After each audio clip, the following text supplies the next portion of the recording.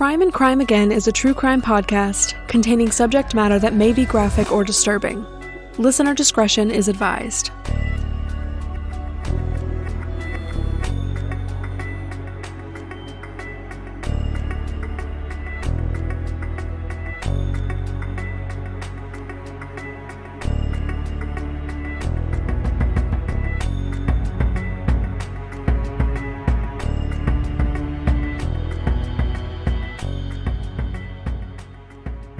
Chalfant, California is a small community nestled along the Sierra Nevada mountain range and surrounded by a desert landscape.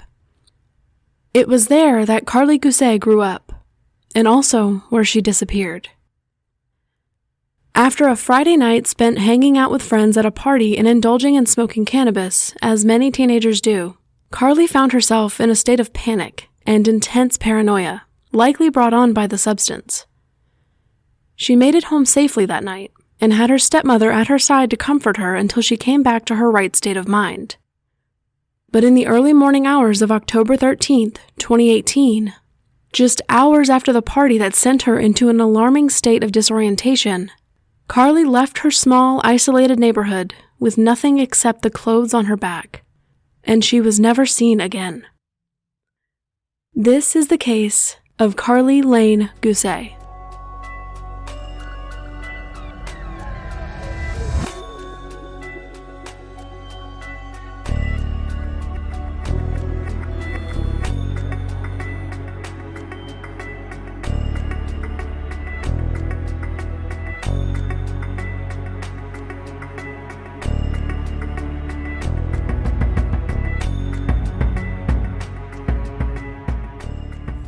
Karlie Lane Gusé was born on May 13, 2002 to parents Zachary and Lindsay. When Karlie was about 2 years old, her parents got divorced, and within a couple of years, Zachary remarried to a woman named Melissa. During her early childhood, Karlie primarily lived with her biological mother, Lindsay. When Karlie was about 6 years old, Zachary and Melissa welcomed a baby boy, and then around a year later, they had another baby boy. Soon after her second younger brother was born, Karlie started living with her dad, Zachary, and stepmom Melissa full-time in Bishop, California, a town of about 4,000 people located about 60 miles from the Nevada border. Within a few years, Karlie's mother Lindsay moved to Nevada, and Karlie chose to stay in Bishop, California with her father and stepmother, as she didn't want to be uprooted and leave behind all of her friends and everything she knew. In August 2018, when Karlie was 16 years old, her father and stepmother bought a house in Chalfant, California, only about a 20-minute drive from Bishop, so Karlie was still able to attend the same school and didn't have to endure much of a lifestyle change.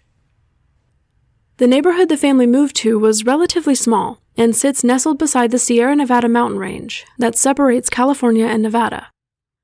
The neighborhood is quite isolated and surrounded by desert, only a couple of minutes east of Highway 6.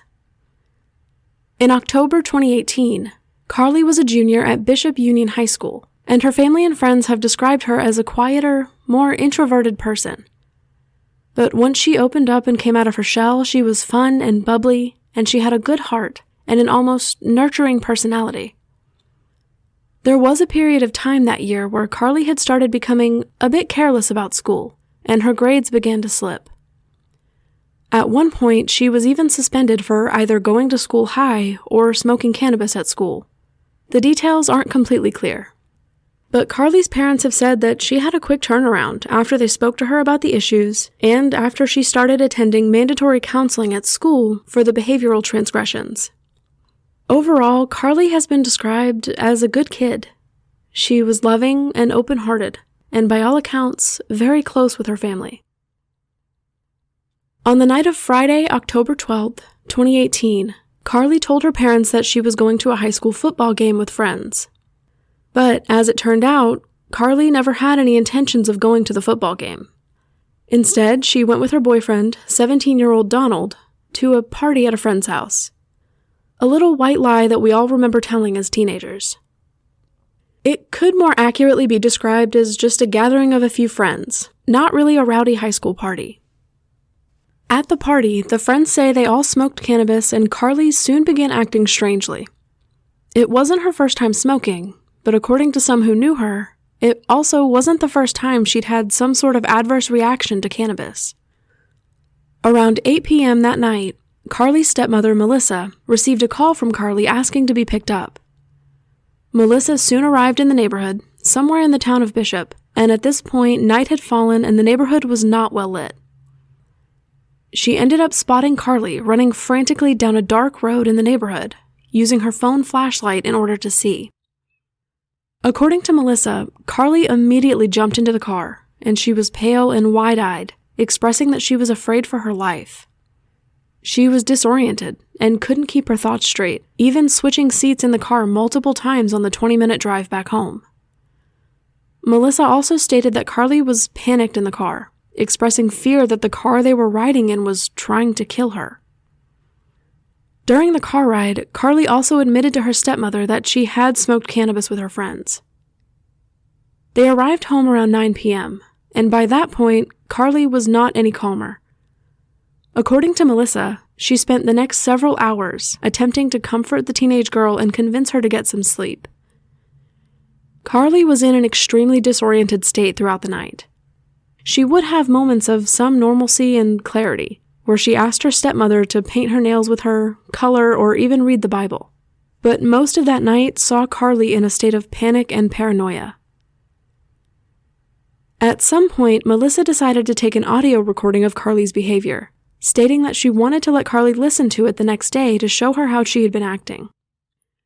There are different accounts of how long the audio recording actually is. Most accounts state that it is 8 minutes long, but others state that the audio is actually more than 20 minutes long, and the 8-minute portion is the only part that's been heard by certain people. Mono County police investigating Karlie's case have heard this audio, as well as members of Karlie's family, but the recording has never been released to the public. So the only thing we have to go on is what other people have stated that they heard in the recording. Karlie was apparently incredibly apologetic in this recording, telling her stepmother that she was sorry multiple times and that she had really messed up. Melissa responded by telling her it's okay and that everyone makes mistakes sometimes. Despite Karlie's moments of regret, she still had not come down from her paranoia. In another part of the audio, Melissa tried to offer Karlie a salad, hoping that getting some food in her stomach would make her feel better and start to calm down. But when Karlie starts to take a bite, she spit it out, stating that she couldn't eat it because it's, quote-unquote, the devil's lettuce. When Melissa tried to convince Karlie to get in bed and get some sleep, Karlie refused, allegedly telling Melissa, quote, "I can't go to sleep. You're going to kill me," end quote. Karlie also asked Melissa if she would call 911 if something bad happened to her. Melissa said that yes, she would, but also told Karlie in that moment that nothing was wrong and that everything was okay. Karlie continued to ask her stepmother if she would call for help if she was dying. It was clear that whatever Karlie had taken or ingested that night put her mind in a state of fear, convincing her that she was in danger or dying. Eventually, Melissa stopped recording and convinced Karlie to get into bed and try to sleep. According to Melissa, she fell asleep in Karlie's bed next to her, and when she awoke around 5:45 a.m., Karlie was still lying next to her. But Melissa fell back asleep, and when she awoke again around 7:15 a.m. on October 13th, 2018, Karlie was gone. Something I want to note here is that story has changed a time or two. On October 22nd, 2018, NBC News published an article in which Melissa stated that on Saturday, October 13th, 2018, she woke up around 5:45 a.m. and started her quote-unquote usual routine of opening all 3 kids' doors to get them up and ready for the day. When she opened Karlie's door the first time, she was still in her bed. But in this statement, she said that she fell back asleep, and a while later she went back and opened Karlie's door again, only to find her missing from her bed. The earliest article that I could find in which Melissa's account of that morning changed was an article published by Crime Online on October 25th, 2018, 3 days after the NBC article. That was the earliest instance I found where Melissa stated that she slept in Karlie's room with her all night, rather than waking up and walking around opening all of the kids' doors. I'm not sure what this means. I don't know if Melissa was initially told by investigators to give a different statement about that morning, or whether this was incorrect reporting on NBC's part or on Crime Online's part, or if Melissa did in fact completely change her story of her own volition. But I thought it was important to note nonetheless. Karlie's father and stepmother searched the house for Karlie, but she was nowhere to be found. They also allegedly found the front door of the home slightly ajar. Wherever Karlie had gone, she had not taken any of her personal belongings, including her cell phone, meaning that they wouldn't be able to trace her location. According to Zachary and Melissa, they each got into their own cars and drove around searching for Karlie for the next 2 hours, but found no signs of her.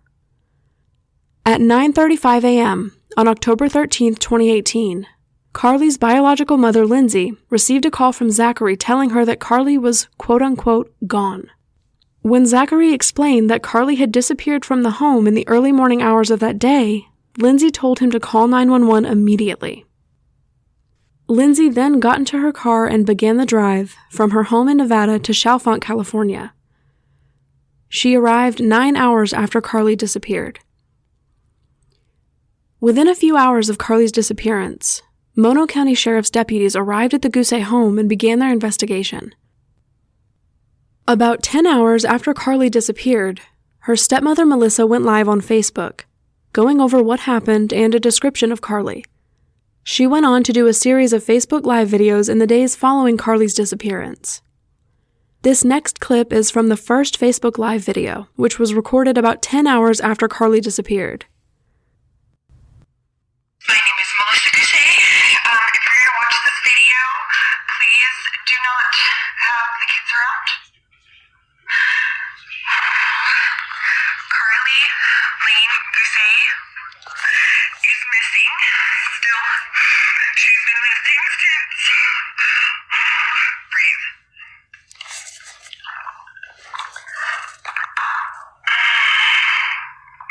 She's been missing since 6:30 a.m. The last time that I spoke to her was 5:30. She didn't take her cell phone. We're coming up on 10 hours.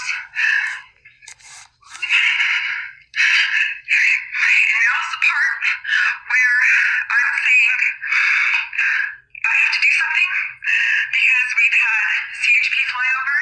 We've had Inyo and Mono County sheriffs flying over. Bishop PD or CHP flying over. They had their copter day. Thank you to CHP. Love you.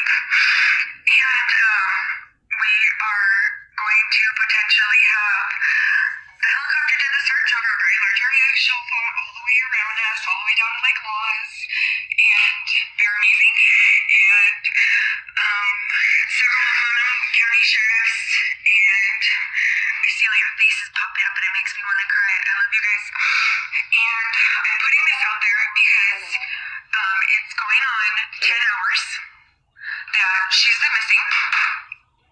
And I want to put this on blast because I don't think she's out in the desert.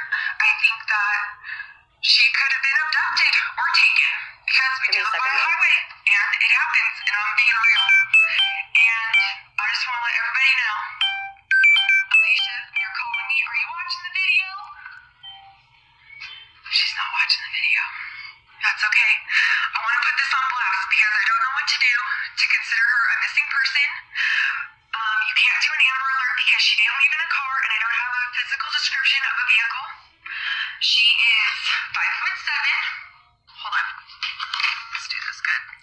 Wait, there she is.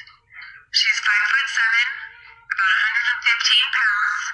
She has blue eyes and the cutest little nose and a great smile. And her hair goes all the way down past her, like to her belly, let's say, mid-waist. And this was last year's picture. She's a little bit different, but not much. She's still like adorably cute. She doesn't wear makeup and everything. She left in her jeans and a t-shirt.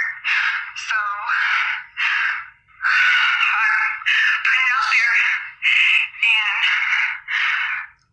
just go for it. Everybody help me out here. I love you all. Everybody please watch, share your friends, share my friends, Everybody just share the shit out of it. Alright? Thank you. The next clip is from another Facebook Live video that Melissa did, about 9 days after Karlie went missing. Hey Team Karlie, this is Melissa Gusé. Today is day 9 of Karlie being missing. I'm on here to share more info. I just spoke to the sergeant and they are at a dead end. And now I can release more information about the events. Just lots of questions that I haven't been allowed to talk about because of the investigation. And so I'm here to tell you guys all about it. Friday night, I picked up Karlie from town. She was supposed to be at a football game. She had lied to me and told me that she was at the football game. And when she called me, she said she was sorry. I was with friends. I'm sorry. Can you please just come get me? So I drove to town and picked her up. She was by herself. And when she got in the car, I said, "What's going on? Where have you been?" "I'm with friends. I got high. I'm so sorry. I'm so sorry. Please don't be mad at me. I'm sorry." And I'm like, "Smoke marijuana?" Like, okay. She was very paranoid. She was scared.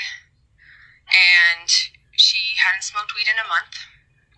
And being a mother, I wasn't going to take her to the hospital. She's high on marijuana. Why would it didn't cross my mind. She was fine. We talked the whole way home. I brought her home. We spent the night. When we got home, she was still paranoid. Almost like extremely stoned.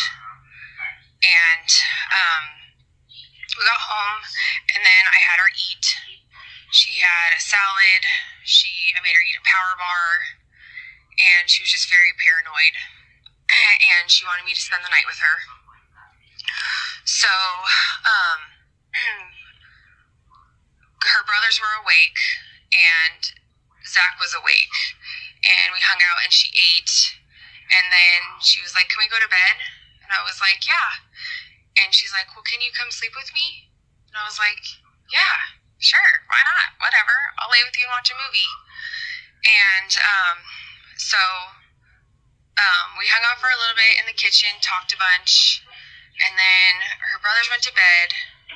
And so then I went to bed with her, and then we got up. I had to go to the bathroom, brush my teeth, wash my face. She was by my side the whole time. She didn't want to leave my side. She was paranoid. And still just not thinking, well, maybe she did smoke something that was bad. Maybe somebody gave her something. I don't know. And so we ended up back in the living room with her brothers for a little bit, watched a movie, and she was just still kind of paranoid. And then we went back to bed, and I spent the whole night with her. I mean, I was awake, and then I dozed off, and she's just there. She was just hanging out. She was awake.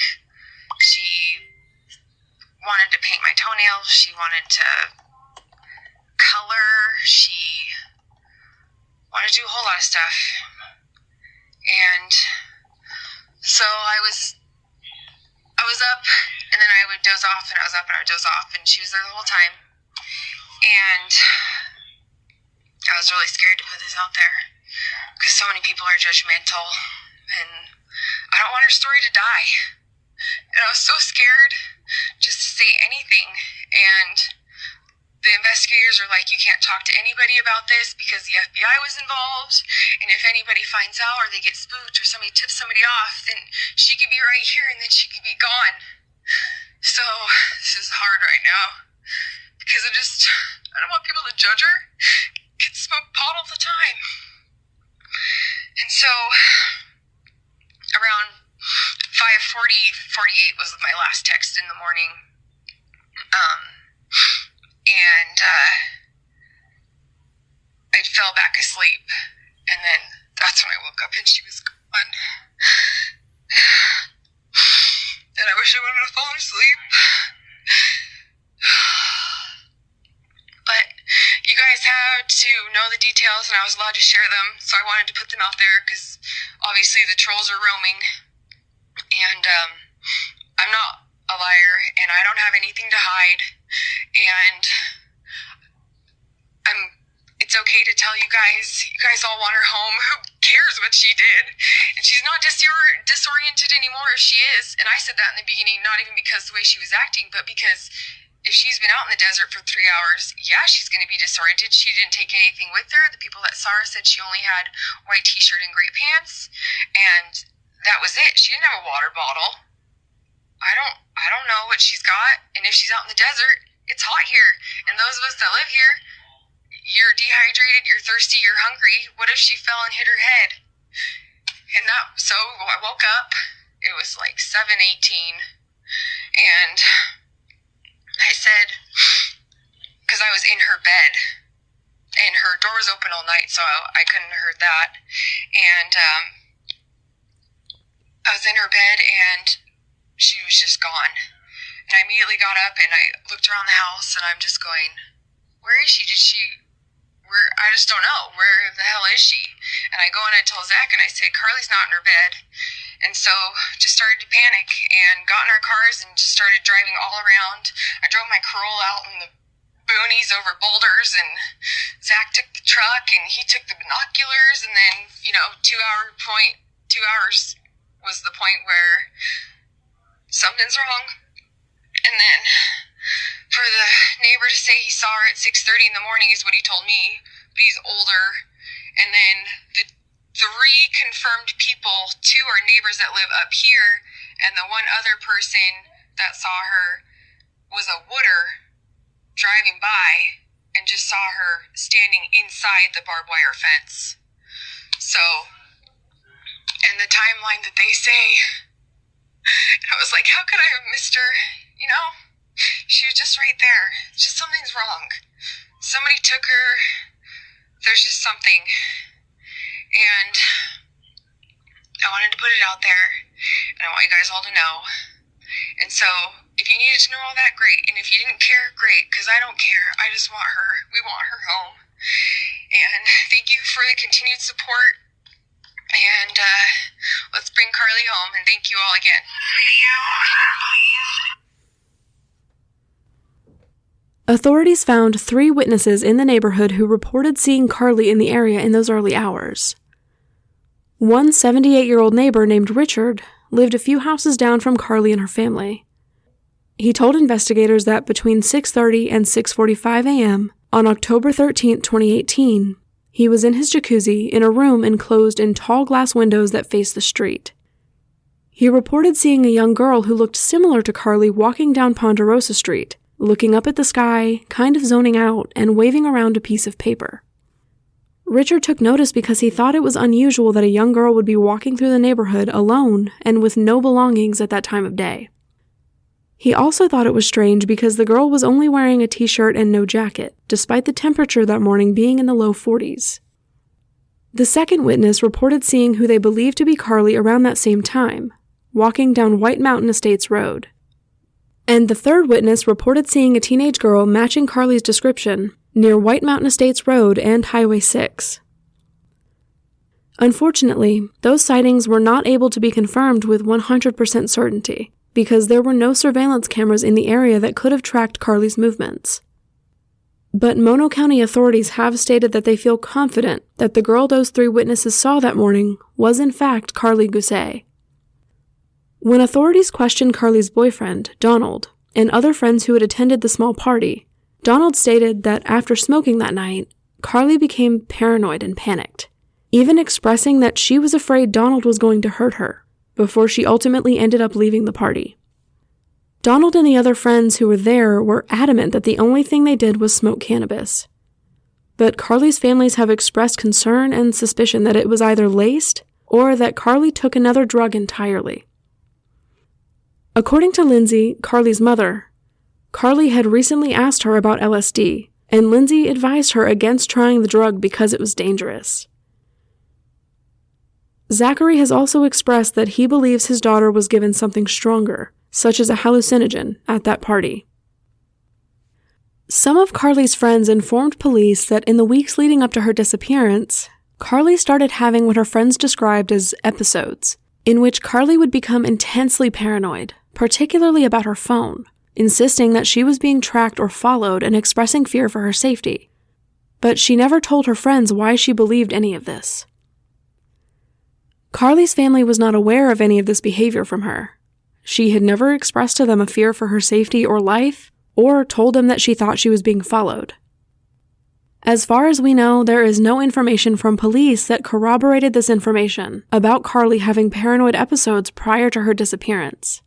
But that doesn't mean that it wasn't happening solely because her family hadn't witnessed it.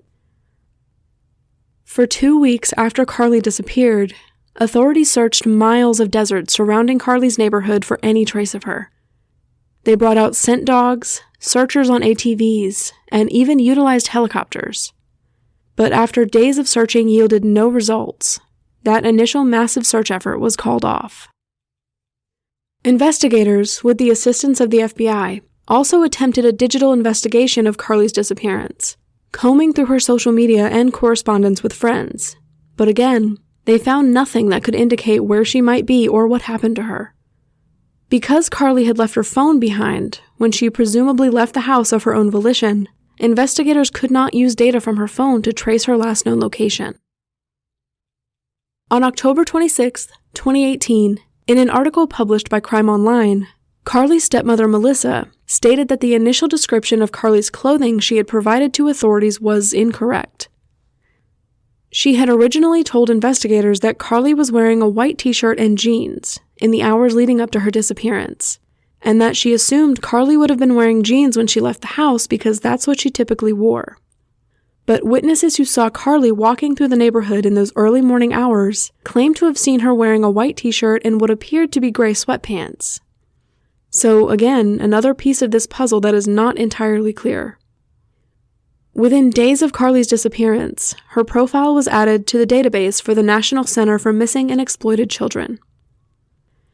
It's not clear how extensive searches for Karlie were in the months immediately following her disappearance, but as far as I've found, investigators have always continued to follow up on credible leads and tips. Months continued to pass, and still, no sign or trace of Karlie Gusé was found. In March 2019, 5 months after Karlie went missing, her father Zachary, stepmother Melissa, and mother Lindsay all appeared on the Dr. Phil show to discuss her case. But the interviews quickly regressed into a battle of blame and accusations, to the point where Zachary and Melissa refused to be in the same room as Lindsay. It became clear during the interviews that the family had quickly become completely divided in their grief and confusion. Lindsay in particular had interesting things to say about Zachary and Melissa. She claimed that during the audio recording Melissa had taken of Karlie just hours before she disappeared, Karlie was asking Melissa to call 911 and get her help, but that Melissa was refusing. This was something that clearly did not sit well with Lindsay and made her believe there was more to the story than what she had been told. Initially, Zachary and Melissa refused to allow anyone to hear the audio, and even claimed that Dr. Phil's team hadn't even requested to hear the audio prior to the interview. But Dr. Phil insisted that his team did in fact request it, and that the Gusé family had declined. Soon, Zachary and Melissa seemed to have a change of heart, and allowed Dr. Phil to listen to the audio with a pair of headphones during the show. However, they were adamant that the audio not be played for the audience, or anyone else for that matter. As far as I know, Dr. Phil is the only person, besides the Gusé family and police, who has apparently heard this audio. After listening, Dr. Phil commended Melissa on her demeanor in the audio, stating that she remained very calm and truly sounded like she was just trying to comfort Karlie. He also confirmed that Karlie did not seem to be asking Melissa to call 911 in that moment, and that she was asking more of a hypothetical question. Would you call 911 if something happened to me? Overall, the Dr. Phil interviews seemed to focus far more on the turmoil within the family than on Karlie's actual disappearance, which I was not a fan of. Ratings above all else, I guess. I'm sure the show is at least moderately scripted, so I'm not sure how pure Dr. Phil's intentions ever were. Lindsay was firm in her belief that there was more to the story, and implied more than once that Zachary and Melissa were hiding something.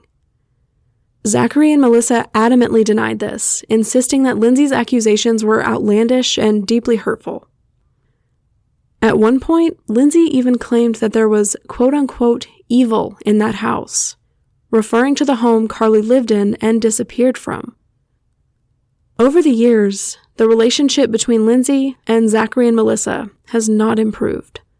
There is still enormous contention between them. There are 2 different Facebook groups dedicated to Karlie that are still active. One is called Bring Karlie Home and seemed to be run by Melissa and/or Zachary for a time, but it's unclear who runs the page now. The other Facebook page is called Karlie Voice and is run by Karlie's mother, Lindsay. The most recent press conference that I was able to find was held by the Mono County Sheriff's Office in October 2019, 1 year after Karlie disappeared. In that press conference, they offered no updates in the case, and the Mono County Sheriff, Ingrid Braun, even stated that they were no closer to finding Karlie than they were when the investigation started. In the press conference, Karlie's mother Lindsay gave an incredibly heartfelt and devastating speech, speaking directly to Karlie and relishing in some of her most cherished memories with her, pleading for answers and for Karlie's safe return. Zachary and Melissa then both gave a speech telling Karlie they love her, that her brothers miss her, and that they still hope and pray every day that she will come back home. But in the more than 4 years since Karlie disappeared, there have been no updates in the case, and as far as the public knows, no evidence has been found that could lead to her whereabouts. At the time of her disappearance, Karlie Gusé was 16 years old, 5 feet 7 inches tall, and weighed approximately 110 pounds. She has blue eyes, and at the time, she had dark blonde hair that went down to her waist. Her left nostril is pierced. Karlie was last seen between 5:45 a.m. and 7:30 a.m. on October 13, 2018, in the area of White Mountain Estates Road and Highway 6 in Chalfant, California. She was believed to be wearing a white t-shirt and either jeans or gray sweatpants. She did not take any personal belongings with her when she left her home that morning, including her cell phone.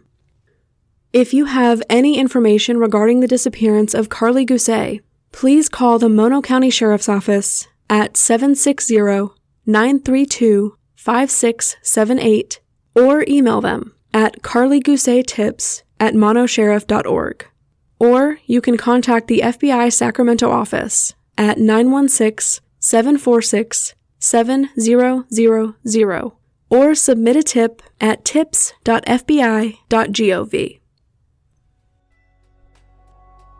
All sources for this episode will be listed in the show notes.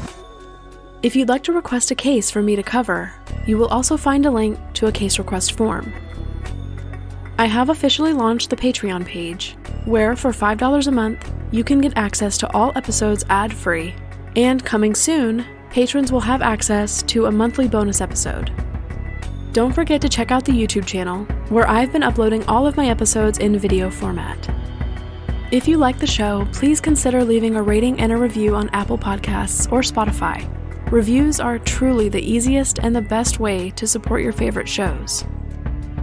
You can follow the podcast on Twitter at CrimeAgainPod, on Instagram at CrimeAgainPodcast, on Facebook, just search Crime and Crime Again Podcast, and on TikTok at Crime Again Podcast. Thank you so much for listening, and I'll see you in the next episode of Crime and Crime Again.